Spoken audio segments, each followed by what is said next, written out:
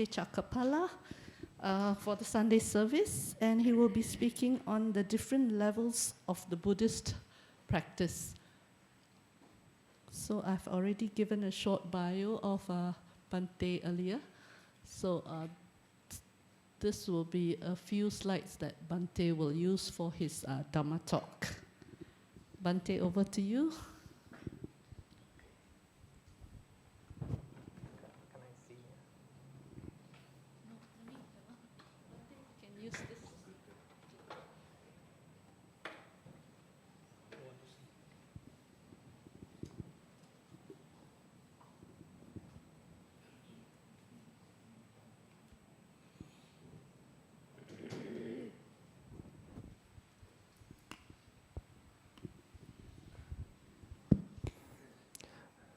Good morning, everyone.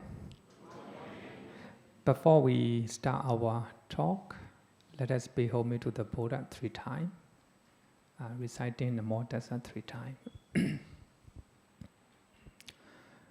Namo tassa bhagavato arahato samma sambuddhassa. Namo tassa bhagavato arahato samma sambuddhassa. Namo tassa bhagavato arahato samma sambuddhassa.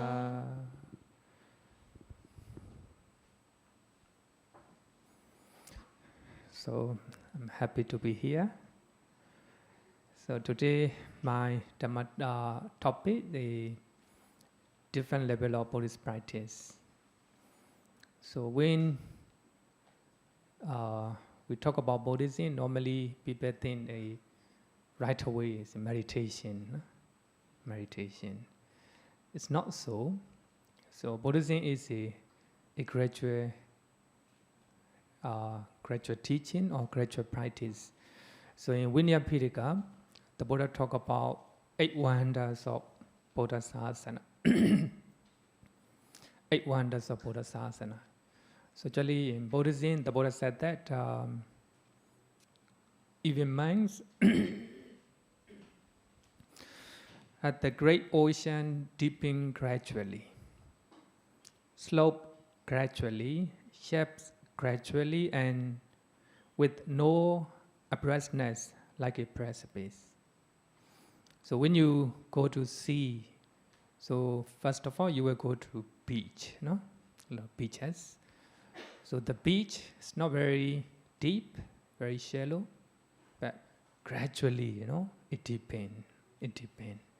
So just like that, Buddhism at the beginning we have a shallow level. Then the Buddha said that even so minds, so in this Dhamma and discipline, so that means in Buddhism, so there is a gradual training, a gradual doing, a gradual course, with no abruptness such as penetration of profound knowledge.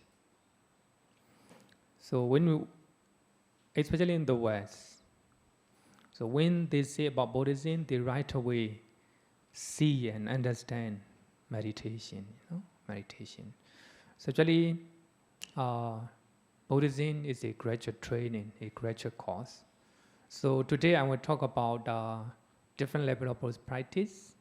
Especially as a Buddhist, we should know that we have a different level.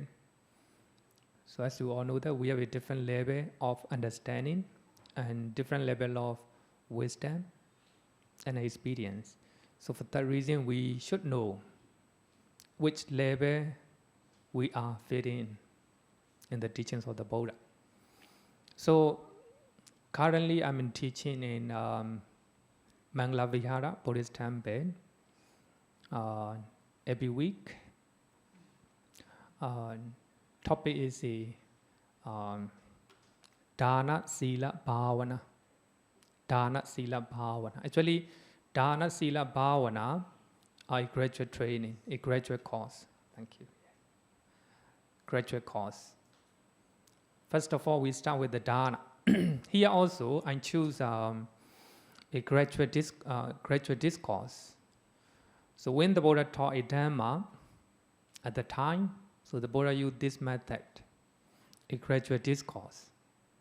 So actually, I should have choose the title gradual discourse or gradual teaching. But here, actually, it is the same, a different level of Buddhist practice. So here, if we summarize all the teachings of the Buddha, we have only three topics. Number one, dana. Number one here, you can see the number one, dana, no? Giving or generosity. This is a teachings of the Buddha. Actually, if you think about generosity or dana, you might think it is a spiritual or religious things. It is not so. You can do dana in your daily life. We can practice this one in our daily life. This is the first topic.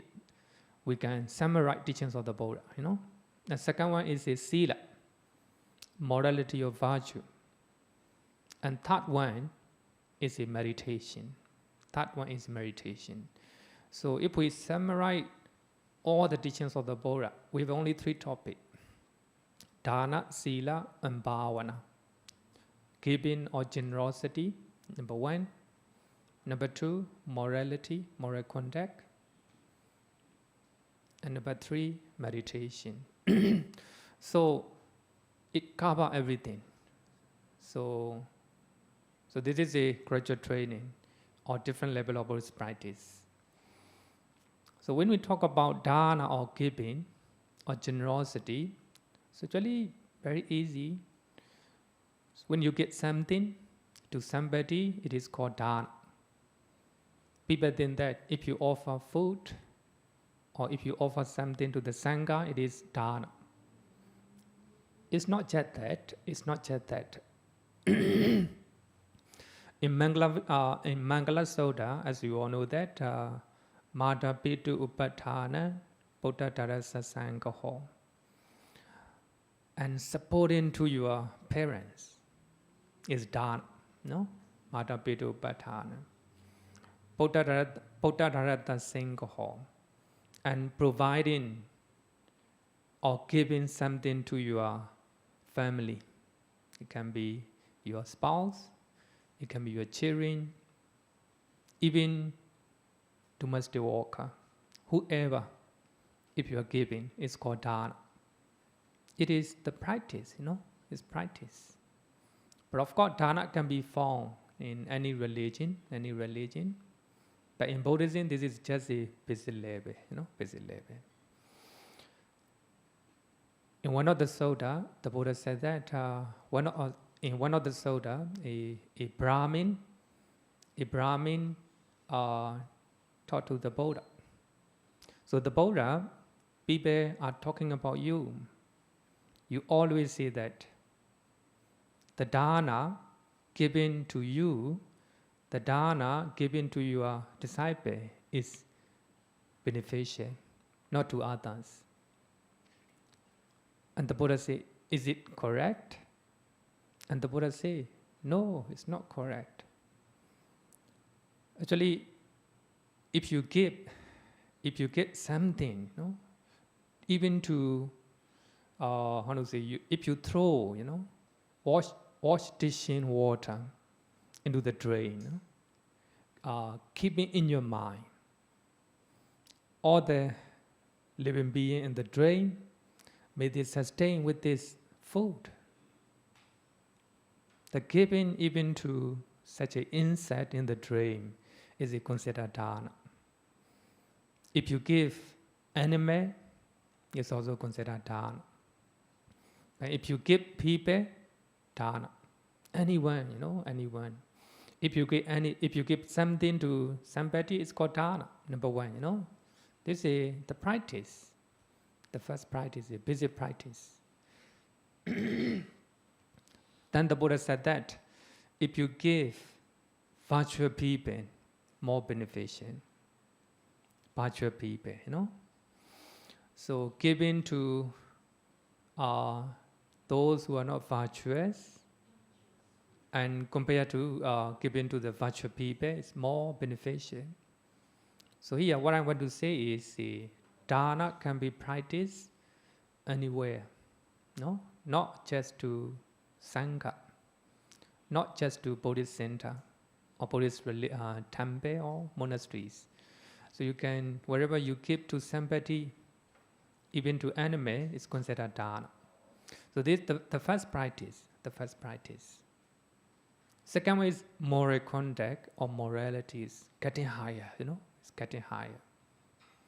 Those who are virtuous, those who have a immoral conduct, they are praiseworthy. So if you are not virtuous, if you are breaking a lot of rules and regulations, family rule or social rule and rule, if you're breaking, moral conduct, not good. A second level is sila or morality is a higher, getting higher. But of course, giving something to somebody is easy. Just give. So to control here, sila means to control your bodily and verbal action. That's called sila. So it's not easy to have a good moral conduct, immoral conduct. So here, sila means actually controlling your bodily and verbal action, not to do unwholesome things, just like a killing, just like a stealing with your body, just like a committing sexual misconduct. If you refrain from them, that's called sila.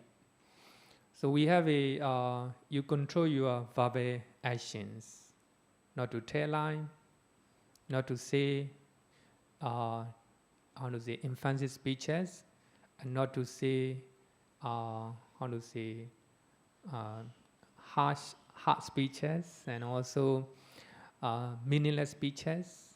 So these are training your mind, with your verbal action. So that is called moral conduct or sila. This is getting harder, getting harder. Then the last one is meditation.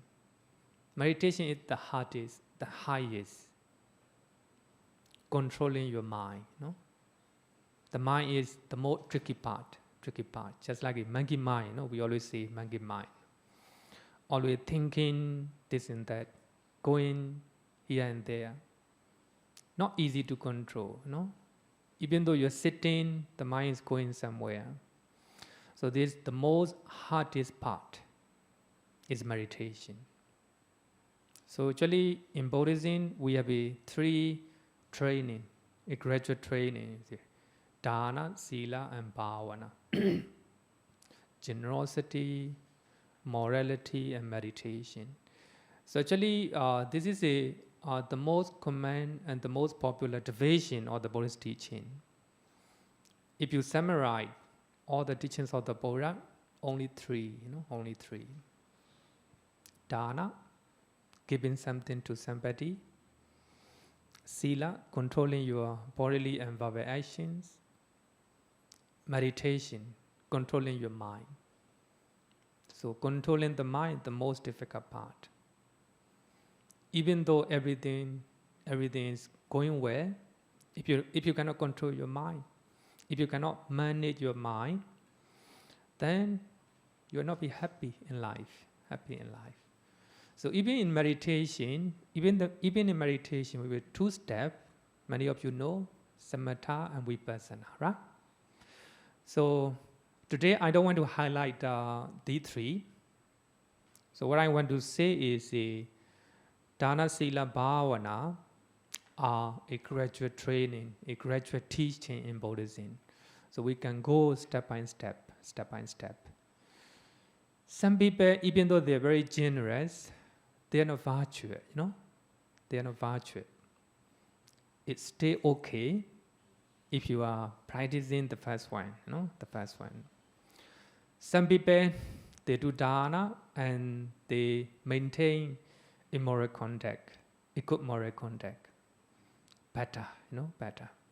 For those who practice dana and sila, number one. Number two, giving, morality, then you will go to heavenly world, a good destinations. So in some of the places, the Buddha divided his teachings into 6. So actually this is a well-known method the Buddha used at the time of the Buddha, in his time. So the Buddha will talk dana katha, or giving or generosity. Then then the Buddha will talk about sila katha, or morality. Just dana is not enough. We need to practice moral conduct, morality.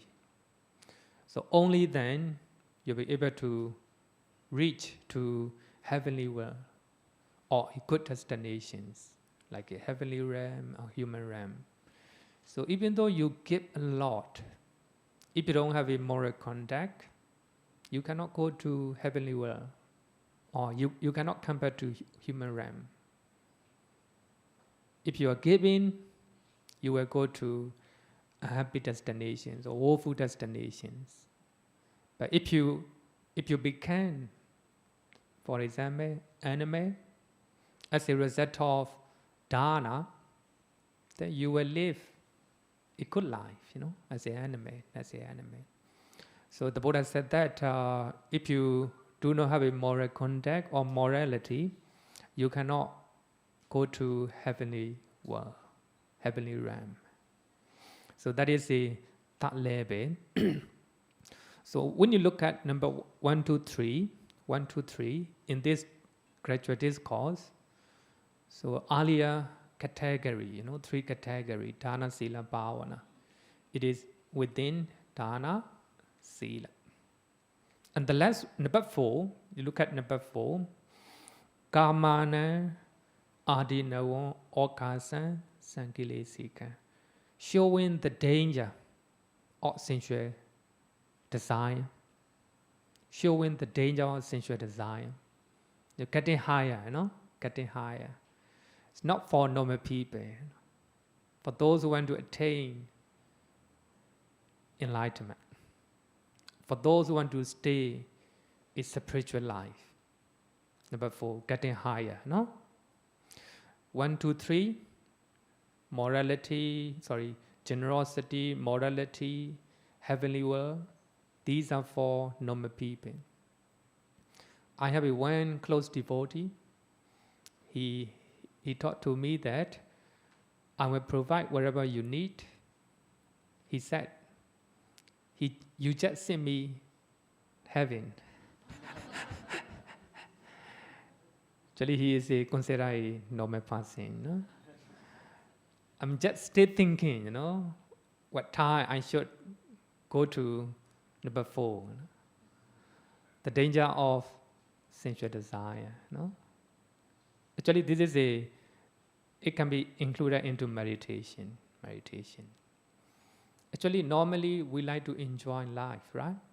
We want to see movie, listen music, want to eat a good food, a good sensation, bodily sensation. These are normal practice, nothing wrong. So one time, one of the devotees came to Venerable Ananda and have a chit-chat. Then his name is Taposa.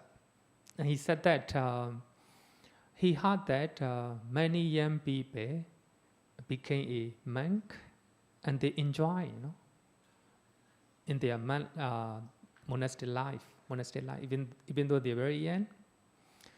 But for lay people like me, we want to enjoy sensual pleasures.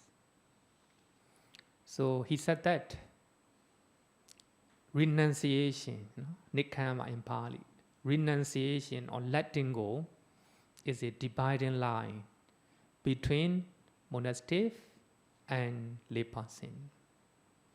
So as a lay person, it is all right to enjoy sensual pleasures. It's all totally all right. But as a Buddhist monk, if you are enjoying sensual pleasures, something wrong. different level, getting different level. So we have to understand. Normally, as a Buddhist, people feel uncomfortable or people feel guilty that they are enjoying sensual pleasures. No, don't feel guilty. Don't feel uncomfortable. It's totally all right for lay person to live a good life and luxury life. Is okay. But the thing is, if you want to have a higher spiritual life, you need to go up again. You need to go up. Especially you must understand it. Number 4, the danger of sensual desire. The danger of sensual desire. Normally, our happiness, rely on sensual pleasures. Our happiness, something we see, something we hear, something we eat, something we smell and something we touch. So normally our happiness rely on those sensual pleasures. Normally, as a human being. If those sensual pleasures are changing, impermanent, then you feel a lot of problem in your life. Regarding, sometimes you may see unpleasant things, sometimes you may meet unpleasant people, then your happiness is gone. Sometimes you may hear unpleasant sound, complaints and criticisms, then your happiness is gone. Angry, angry.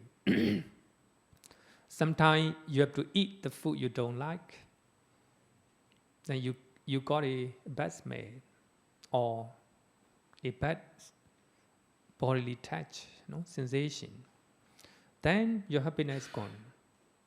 So here the Buddha say, the danger of sensual desire or sensual pleasure.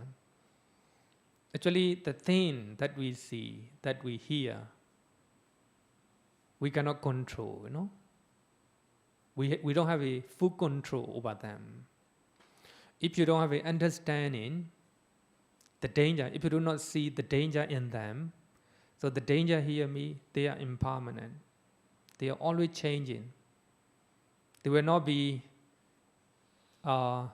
happening according to your wish. Your children may behave the way you don't like. And the environment, may not be as you wish, Everything, Especially your body, Your body, when you stay very young, you're very active. Grow older, a lot of problem, So these are the danger, These are the danger. Especially our body. Especially the people you deal with. In the family, in your job. So they were not, even they were against your wish, So these are the danger, These are the danger. Actually, it is not a negative view. It's not a pessimistic view. Reality, Your family, You love them so much. Sometimes, if they behave the way you don't like, then you feel very angry, You feel sad. Your body, if you grow old, quite obvious, If you cannot accept the real nature of your body, then a lot of suffering arises. A lot of depression, even depression arises. So these are the danger of sensual desire or sensual pleasure. So actually it's getting higher, Getting higher. If you have such understanding, if you see the danger of those sensual desire, sensual pleasure, you understand wisdom. If you encounter the way they are not behaving the way you like, no suffering at all, Here, the importance of wisdom or understanding came. So the Buddha said, the danger of sensual pleasure. So this one is not a normal person, higher people, not easy to understand, Maybe older people may understand better than young people, Normally young people are very active, They don't have such a problem, Actually, this is considered as a part of meditation, Then, the Buddha will talk about the profit and benefit of renunciation. The profit and benefit of renunciation. This one is a renunciation or letting go. You don't have a grasping to those sensual pleasures. You don't have a clinging or craving to those sensual pleasures. You eat the food because it is necessary. You are doing something because it's good for you and good for others. You are speaking something because it's necessary. So you don't have any clinging. So letting go, So it's the profit and benefit of renunciation. So if you don't have a clinging or grasping anything, you're free, You're free wherever you go.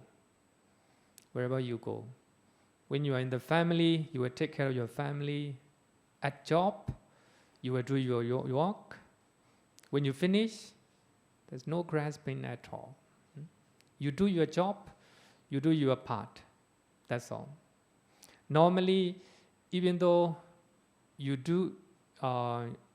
have done something in your family, you go somewhere, a lot of worry. What will happen at home? Like this, right? We have a lot of clinging, If you cling a place, also suffering. Especially BF, Even the Dhamma center, no clinging. You do your job, which is beneficial for many people and beneficial for you. That's all, Even the Dhamma center, if you cling to that, suffering. So everything, your mind is free, Mind is free. It doesn't mean you don't have to calm, It doesn't mean you still have to calm and you still have to do your Dhamma activity. Try your best. But there's no clinging, No clinging. So, the profit or benefit of renunciation. As I earlier said that renunciation is not easy. It is a dividing line or the difference that make difference between a lay person and monastic. So as a monastic, if we are clinging to many things, clinging to devotee, clinging to a place, clinging to a food, clinging to a fame, like this. Not a good monastic. So, this is the profit of renunciation, the profit of letting go. You are staying in a place because it is necessary. You are eating the food, it's necessary, that's all, No clinging. So, this is a part of meditation, it's getting higher, And the highest one, the Buddha said, the special summon of the Buddha. Bodhanan Samokansikades, a special summon of the Buddha. Nothing but the Four Noble Truths. Actually, the Four Noble Truths only for advanced people. For normal Buddhists, you don't need to know. It's okay. But if you want to become advanced Buddhist, a higher Buddhist, if you want to get a stable happiness, then you need to know Four Noble Truths. Number one, suffering. So we have a lot of suffering. Everyone have a lot of suffering. So if I say that we also have a suffering, people are surprised. What you are suffering? No, we also have a suffering, mental suffering, physical suffering. Suffering will be there, no? If you are a living being, whether you're a man or layman, monastic or layman, suffering will be there. And second one, the original suffering. What are the origin? What are the causes? A very beautiful teaching, very beautiful teaching.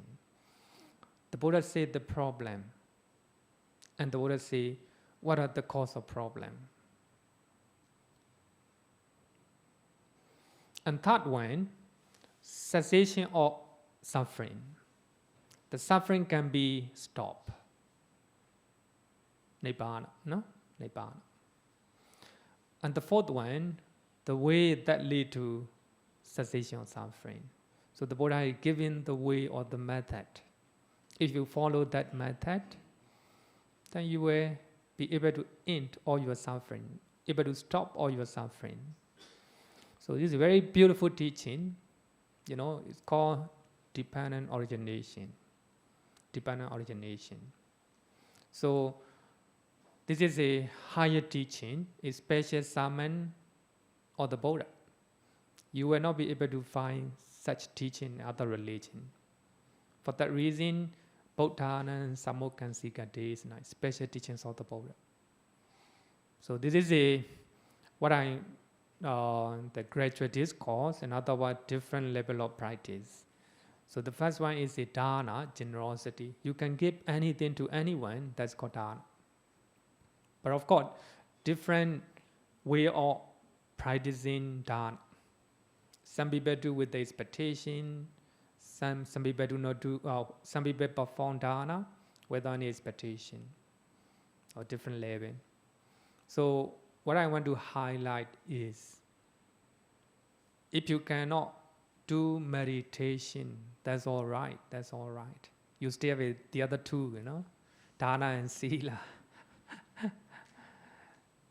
Then if you cannot keep precept,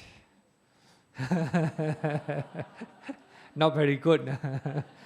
At least I think you should have a 1 and 2, But of course, even the sila, we have a different level of sila, So we have a 2 type of sila, To refrain from, just like a killing, telling lie, you have to refrain from them. Another one is charita sila, to practice. Just like you have a responsibility as your parent, as a parents. You have a responsibility as a children. These are the sila, You have a responsibility as a devotee, Buddhist fellowship, a responsibility for the committee member. These are the sila, If you break your responsibility, if you cannot fulfill your responsibility at home, at job, here, you break the sila. So here, actually, this is what I want to say. This is a different level of teaching. Then I want to go. Up to now, is there any question?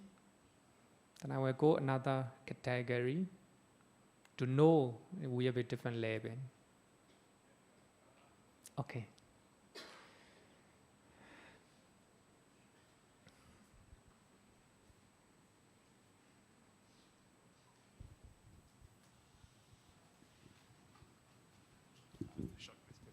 Yeah, I want to talk about just now what you said about enjoyment.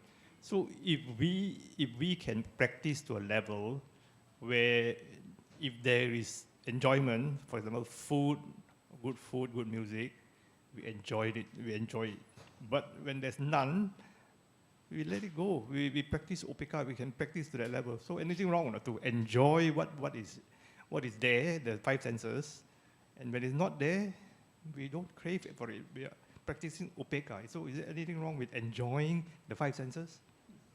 As a lay person? Yes. Nothing wrong. nothing wrong, because it's a as long as you practice generosity and you keep your moral conduct, nothing wrong. You can enjoy, fully enjoy. But that enjoyment is two level. In Pali, we call it Sama Loba and Visama Loba. Sama Loba means righteous greed, righteous greed. So normally, you are enjoying your own food. You are enjoying with your own spouse. Nothing wrong. You are enjoying and watching movie and listening music. Nothing wrong, because you belong to that. Another one is the Visama Loba and righteous greed. If you are enjoying the food stolen from the restaurant, something wrong, something wrong. If you are enjoying with the some people outside of your own marriage, if you are committing social misconduct, then you enjoying it, something wrong, something wrong. So that is called unrighteous greed. But as a monastic, even our own food, no enjoy. Just eat, because it is necessary. If we enjoy it, something wrong. So as a Buddhist man, we have to renounce. We have to let it go. We eat, that is necessary. So something wrong with the monastic. Okay, any question?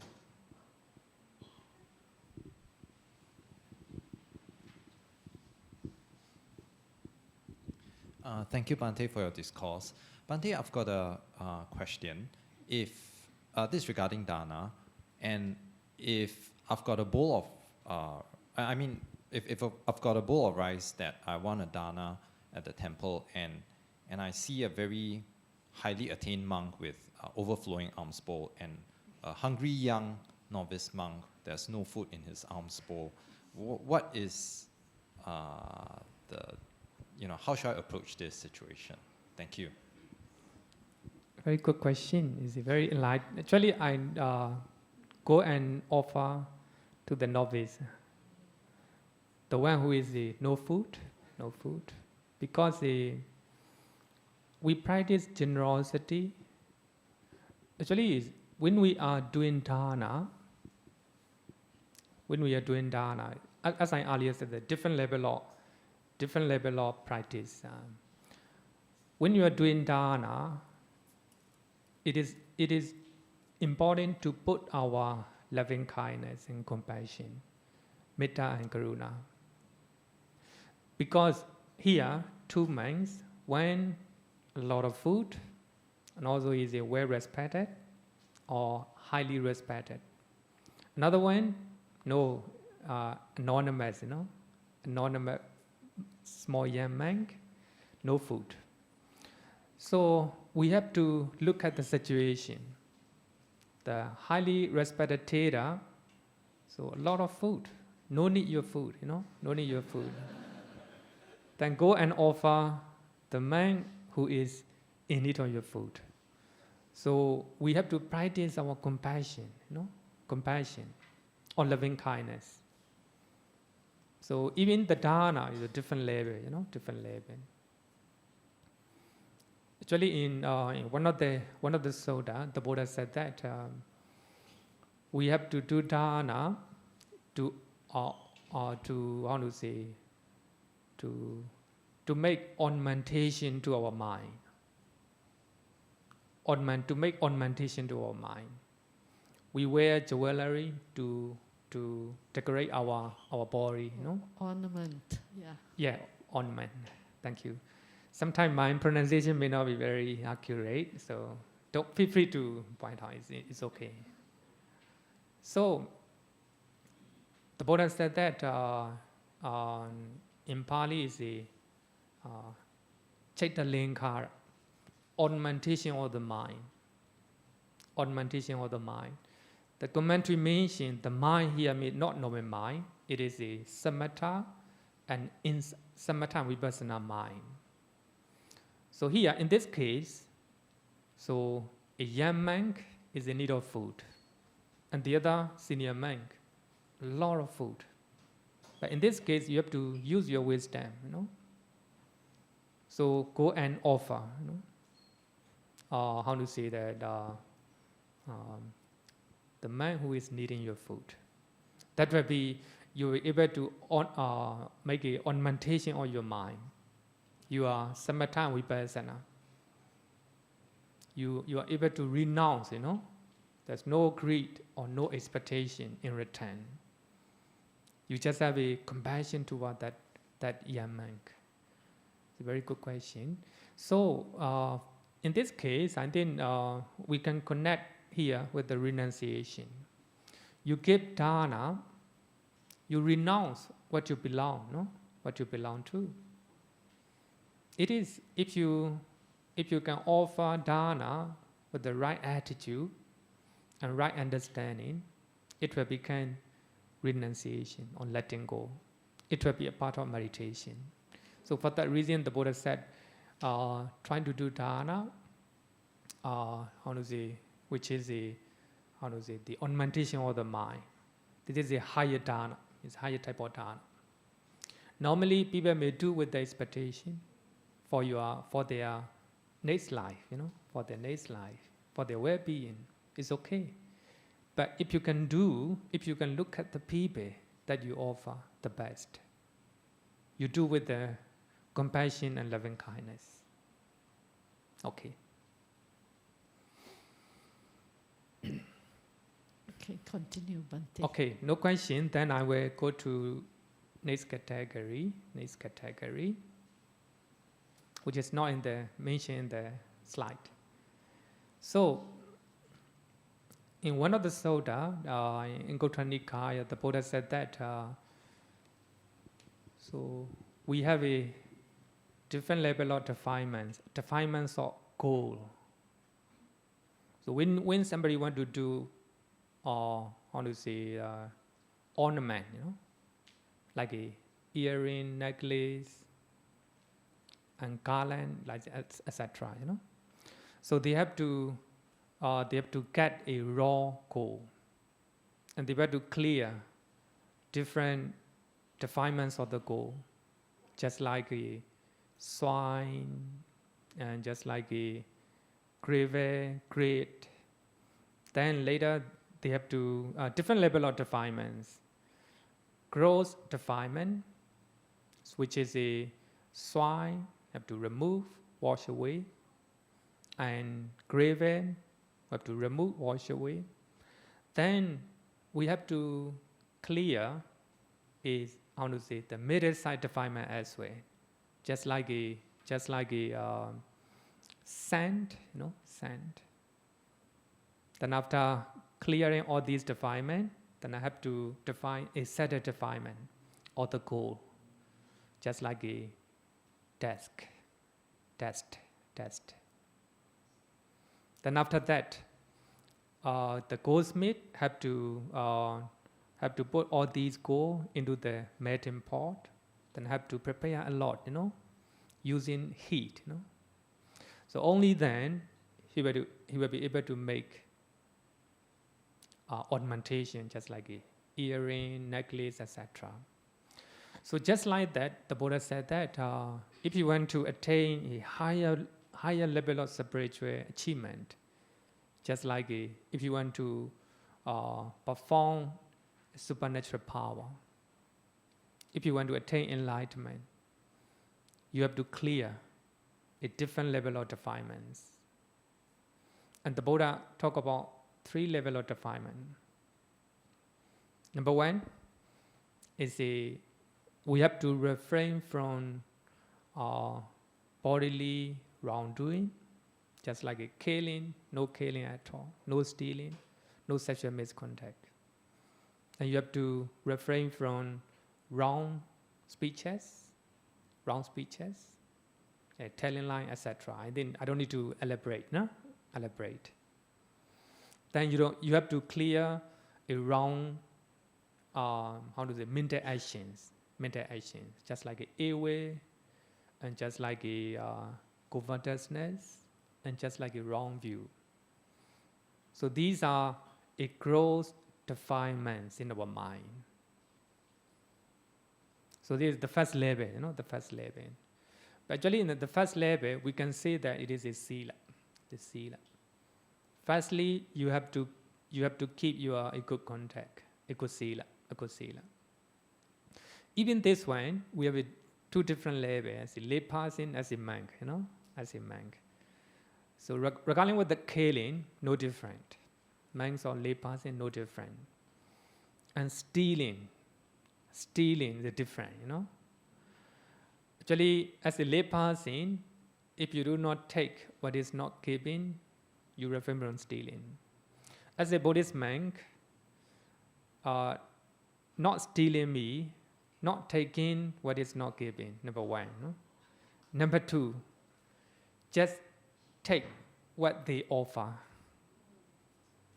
You have to take what they give, only what they give, For that reason, people offer food to the monks. So that means they have to offer personally. That is a part of it. So what I want to do is a different level, different level. So here, gross defilement me, refraining from bodily, verbal, and mental wrongdoings, number one. Here, the Buddha says the middle defilements, middle side defilement of the mind. That is, number one, refraining from, you have to abandon sensual desire. Number two, you have to abandon airway. And also, you have to abandon the mind of humming, humming. So here, three, you have to abandon sensual desire. It's getting higher, getting higher. As a lay person, it's okay, it's okay not to practice. As a Buddhist monk, you have to abandon sensual desire, even the sensual desire, and also airway, and also harming other people, harming other people. So these are the middle side defilement in our mind, So even the lay person, if you want to achieve a higher level of spiritual attainment, you still have to refrain from sensual desire. So for that reason, for those who are meditating in the meditation retreat, you have to keep 8 precepts. So the purpose of 8 precepts, not to enjoy, to abandon sensual desire.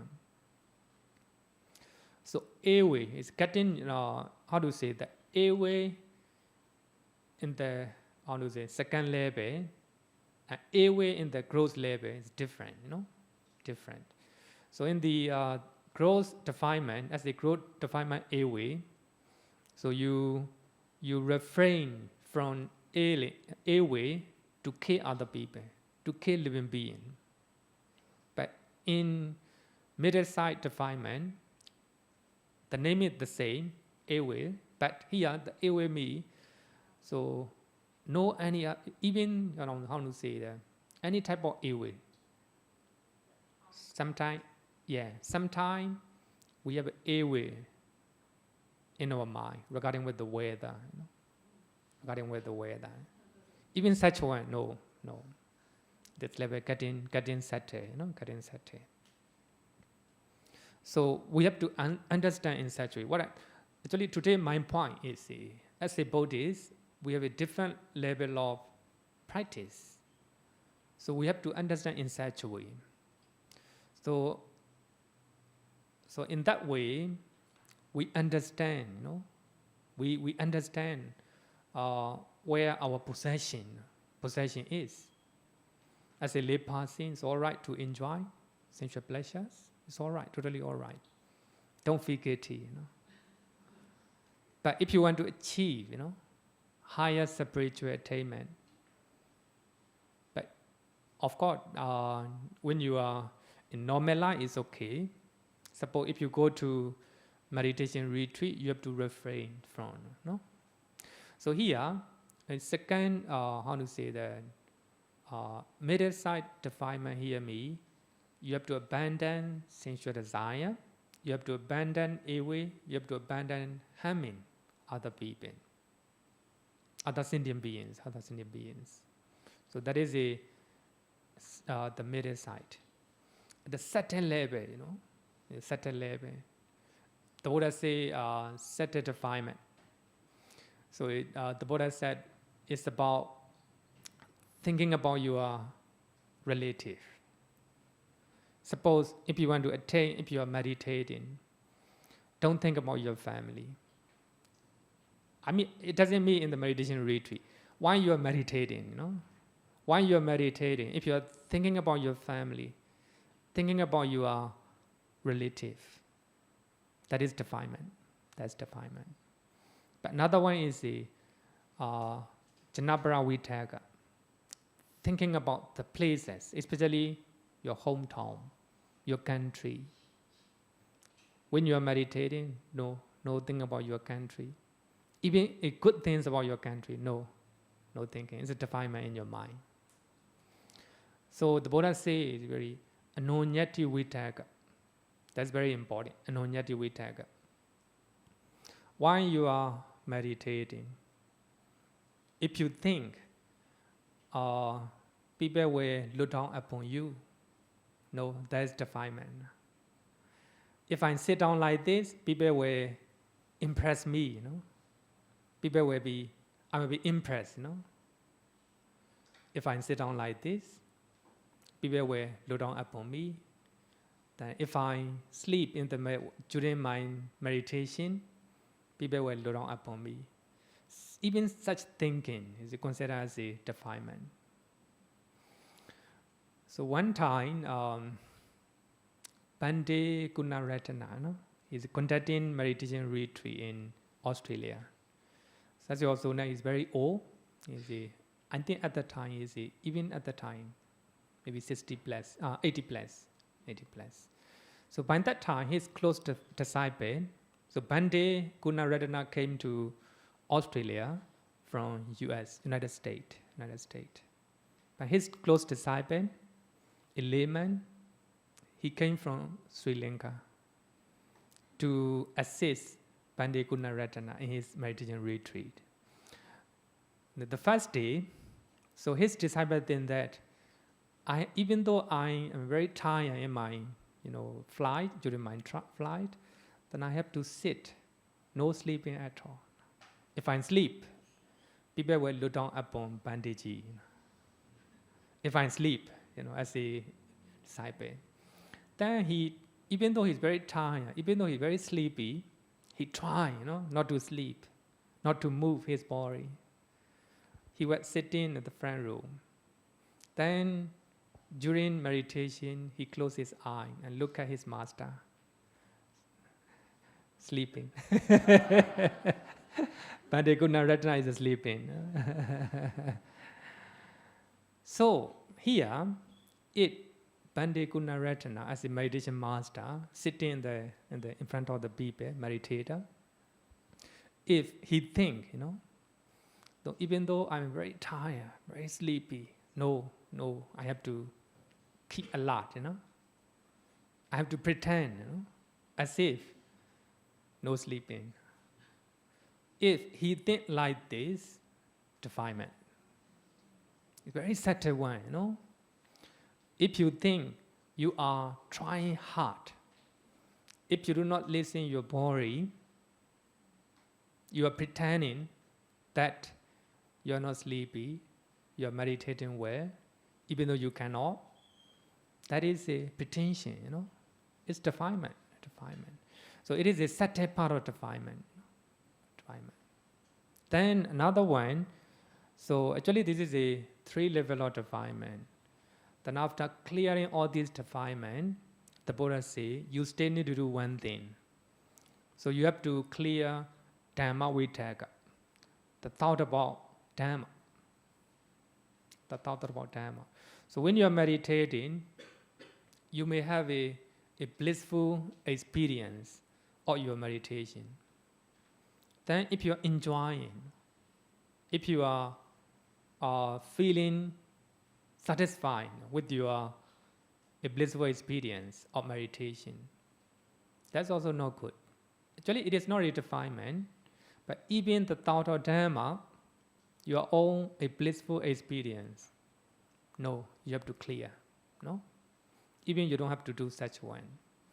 Then only you will go up, and you will attain jhana, you will attain a direct knowledge, a special psychic power, then you'll be able to attain enlightenment. So these are different level of Buddhist practice. So what I want to highlight here is especially number 1 and number 2. Number 1 and number 2.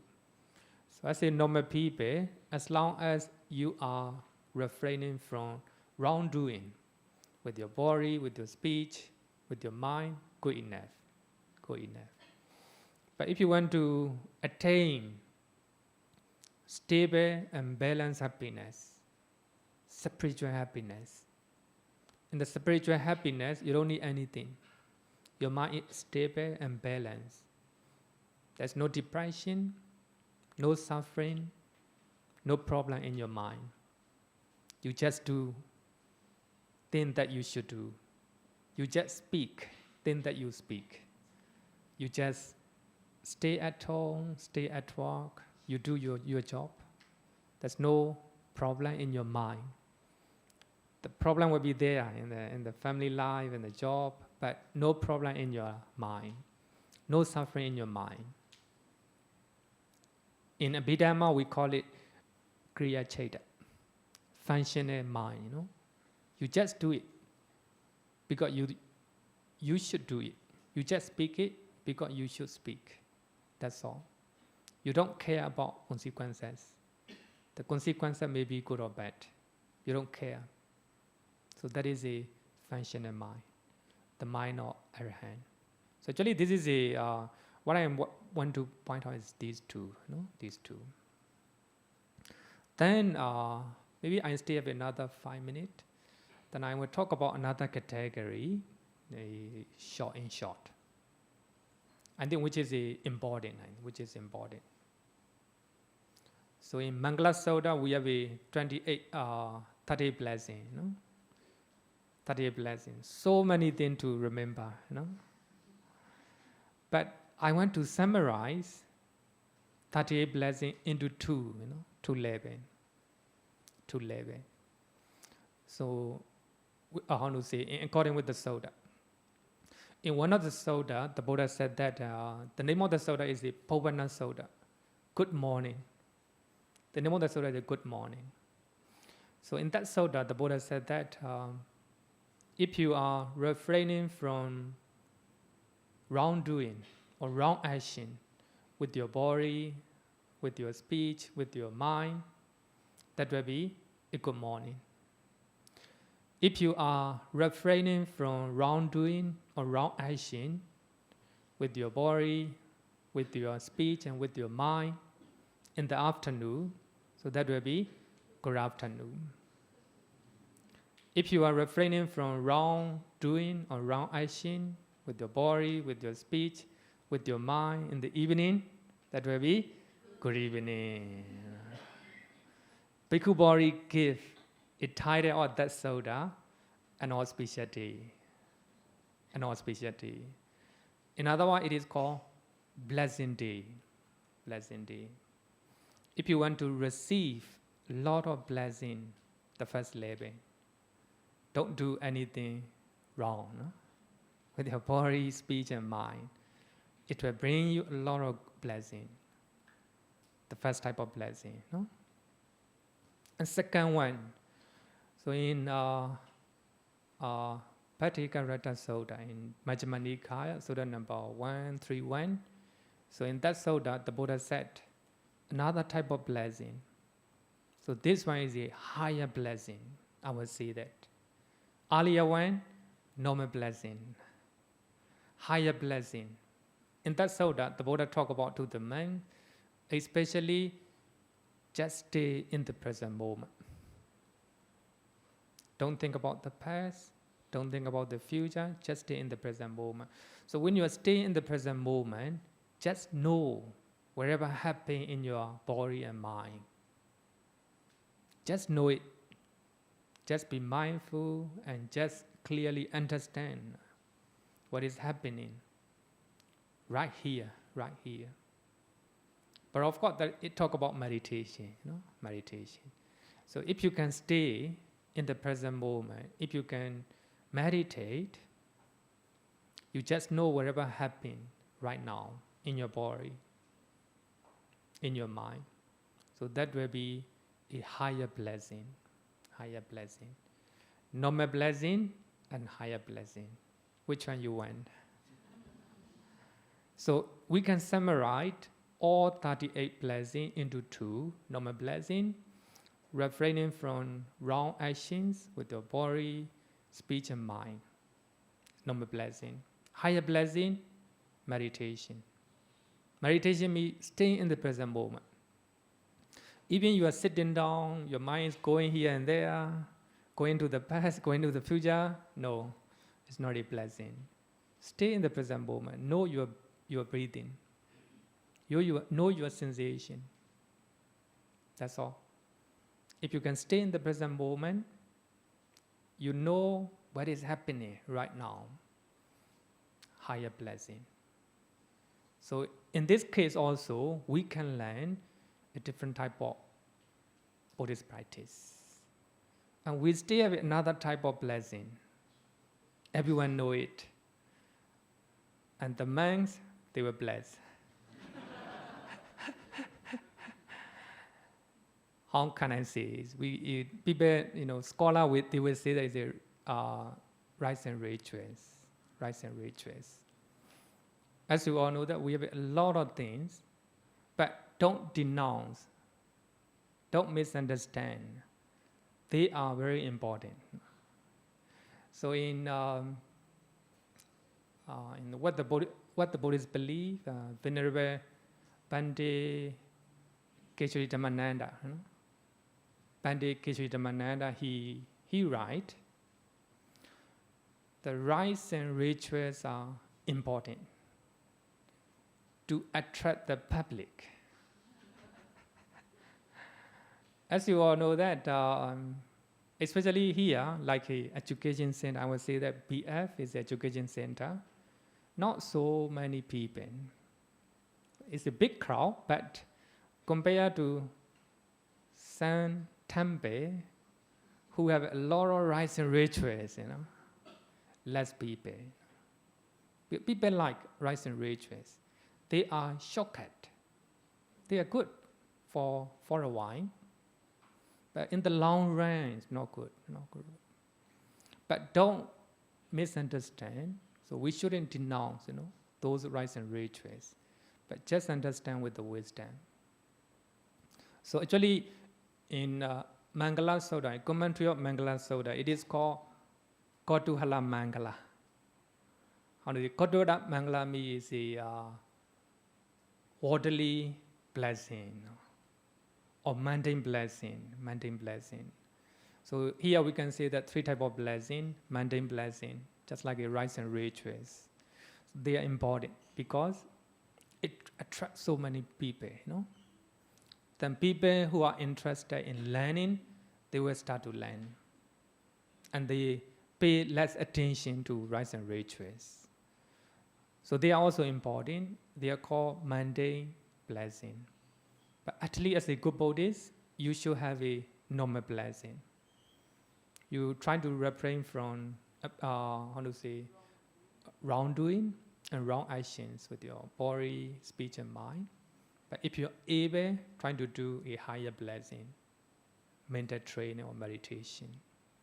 So in that, we can understand that we have a different level of Buddhist practice, and you can follow, anyone. It's up to you. Okay, thank you. Any question? Sadhu, sadhu, sadhu.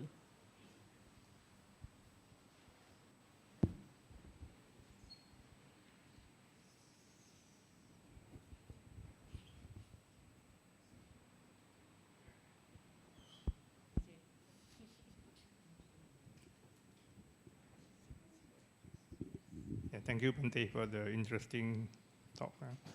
I want to ask you about the question about your this meditation where you are very blissful and but you say don't enjoy it because it's no good. So in the first place, why is it no good? In the second place, how do we get rid of this if it comes? That means, do we say go away, go away, go away, or we just let it go away, or what? I don't know. So why is it no good, and how do we get rid of it if it's no good? You mean the bliss of meditation? When you get the bliss, just now you mentioned no good to enjoy it. Oh yeah. Yeah. So why is it no good? And then if it's no good, then how do we get rid of it? Did I say no good? Okay, I think different level, different level. When you want to attain a higher level, just like enlightenment, not good. But meditative bliss, of course, nothing wrong to enjoy. Some people are very, go into that. When they attain the blissful experience of meditation, they enjoy it, they like it, they enjoy it. So if you have such enjoyment and satisfaction, you will not go up, you will not go there. Just like that, you're working in a company, and you get a salary, you get a certain amount of salary, not high, certain amount of salary, then you like it, you don't want to go anywhere. Nothing wrong, you like it, but you cannot get higher payment. So just like that, if you enjoy meditative bliss, meditative happiness, nothing wrong. But if you want to go up, especially attaining enlightenment, something wrong. Some people who are meditating, so they are going well, the meditation is very good for 1 hour. But next hour, they want to get such attainment, such a blissful experience. They try. They do not get it again. And frustration here, anger came in. So here, attachment to even the blissful experience of meditation will create problem. I think you may hear many people, yesterday my meditation is very good, then I get such a blissful experience. But today I try hard very much, couldn't do that. No? That's craving. No? Craving, nothing wrong to other people, but something wrong to your mind. So for that reason, we have a different level. If you want to, for that reason, enlightenment or liberation from anything or letting go, your mind is very free. Whatever experience, or pleasant or unpleasant, good or bad, it doesn't matter. You are calm and peaceful. So we have a different level. Okay. Oh yeah. The most important thing, you have to focus what you are doing. Suppose if you are practicing breathing meditation, just come back to breathing meditation, that's all. You don't need to say, go away. No. You don't need to say, just come back to the breathing meditation, that's all.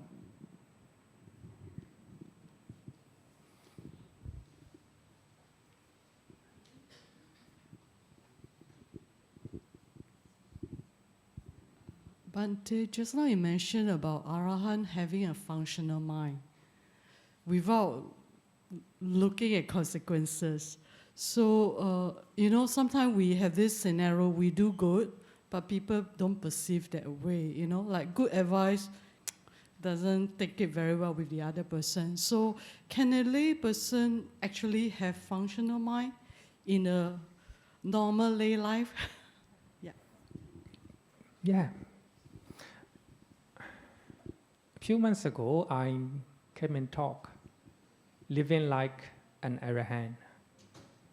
So in that Dhamma talk, I fully explain. But of course, according to Abhidhamma, functional mind arises only in arahant. But in my understanding, we can have a very short moment of functional mind. Some people do dana with the full of compassion. He is in need of that. Just give. No expectation, no any result. He just give because he is necessary, full of compassion. So I would say that is a functional mind. Then some people may do dana, the same thing. He gives something, then after taking my money, he will listen to me. Expectation. Then you give. Then after taking your money, go away. Will not listen to you. Then you feel angry, You feel angry in your mind. For that reason, craving is the original suffering. Then you get that person without any expectation because he's angry, He need money. Then you just give. Whether he ran away or he listen or he doesn't listen, it doesn't matter. It doesn't hurt your mind. For that reason, functional mind or Kriya Cheta is important in our life. Sometimes in a society, some people keep quiet because they think that if I tell, people will hate me. Actually, not good. So in a society, if you think, you should speak out. Of course, you have to know the timing, whether it's beneficial. Looking at all these consequences, then if you think you should speak out, just speak out. Don't care about consequences. It doesn't mean you don't have to, you blindly speak out. It doesn't mean. But you evaluate all the situation, look at the time. If you think that you should speak out, then you do it. That is called functional mind. You don't care about any, you don't have a fear, in your mind. That's functional mind. I think everyone can have it. Actually, functional mind is very, very easy to remember. As you all know that lobha, dosa, moha, greed, hatred, delusion, all these are the root of unwholesome actions. If you do something without these root, you don't have any lobha, greed, you don't have any dosa, hatred, you have a wisdom, So that means you don't have a moha or delusion. You do it, then the result may be good, sometimes bad, it doesn't matter. You just do your part. That's all. That's functional mind. Okay.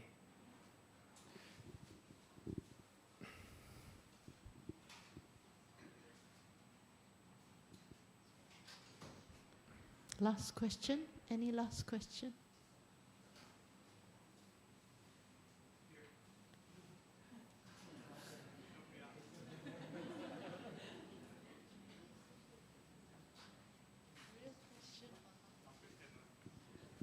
Last question, Bhante. Coming back to this enjoyment of food in the nutriments, in one of the suttas, I think Buddha akin, that means simile of nutriments to when they cross the desert of eating the baby who died or something like that. Yeah. So I don't fully understand that. So can you explain just briefly why nutriment can be treated like that in the food? So Okay. it's the opposite extreme of enjoyment. Okay. Actually, in Samdha Nikaya, Bauta Mansupama Soda, simile of the flesh of sand.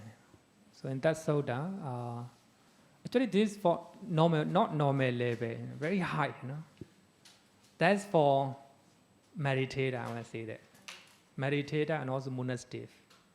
So the Buddha gave a simile. Two parents, father and mother, and it's sand. So they love their sand so much. So they are crossing the desert. So halfway, their food ran out. So the father and mother think, if we do not have food, we all will die. We all will die. Then father and mother, they decided to kill their own son. And the Buddha used the word, their beloved son. They left, and they kill. And they eat some of them, and they dry the food. Then halfway, they eat the flesh of their own beloved son. While they are eating their beloved son flesh, how they will feel? No enjoyment, no craving at all. So the Buddha say, while they are eating the flesh of their own son, they cry. We eat because for the surviving. So in that way, they are able to cross desert. And the Buddha taught to the monks, similar to that, when you are eating the food, you have to think the same thing. You eat the food for the necessary, for the surviving. No, nothing. So when you're eating the food, no enjoyment at all. No enjoyment at all. That is for the advanced mind, So as a lay person, it's okay to enjoy, some material food. Don't feel guilty. Okay, thank you so much. So thank you so much for... Sadhu, sadhu, sadhu. Then we will share the merit. We have accumulated a lot of good deed by sharing the Dhamma, by listening the Dhamma. So we share all these good deeds to all sentient beings who are living near and far, who are see and unsee. May they attain the share of the merit. May they be well and happy. Idam me nyatinan hotu sukhita hotu nyatayo. Idam me nyatinan hotu sukhita hotu nyatayo. Idam me nyatinan hotu sukhita hotu nyatayo. Sadhu, sadhu, sadhu. Thank you, Bhante, for the lovely talk. I think Bhante have a drink.